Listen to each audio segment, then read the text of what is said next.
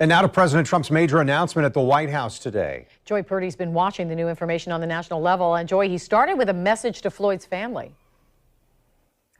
Yes, Kent Mary, he also promised the country that he would protect them and their property from those involved in rioting, looting, vandalism. Right after his message, the president had demonstrators removed from outside the White House, then visited a nearby historic church that was damaged by fire during the protests. A short walk from the White House across the street to St. John's Episcopal Church, known as the Church of the Presidents. President Trump surveyed the damage to the historic building while holding a Bible alongside several cabinet members.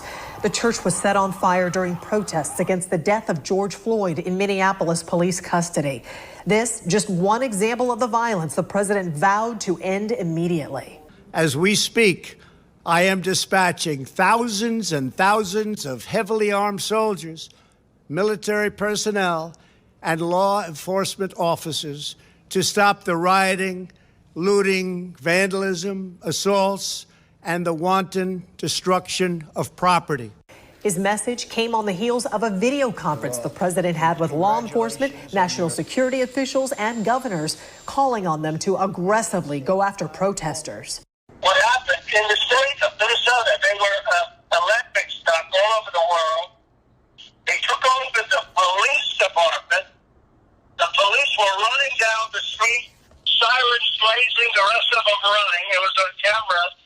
And then they wiped out. You probably have to build a new one, but I've never seen anything like it. And the whole world was laughing.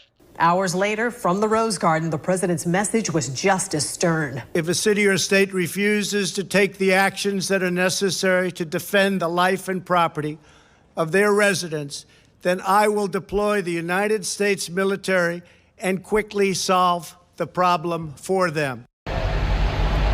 During that message, military-style vehicles filled with National Guard troops were seen arriving outside the White House ahead of the city's nighttime curfew.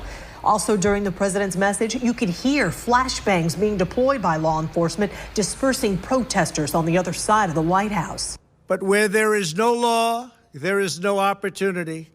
Where there is no justice, there is no liberty.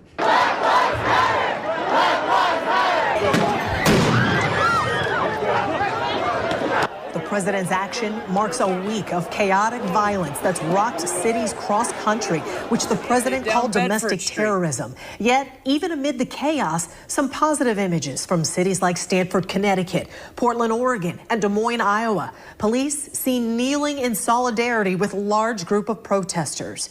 Even in Minneapolis, the heart of the recent unrest, the police chief seen kneeling at the growing memorial for George Floyd.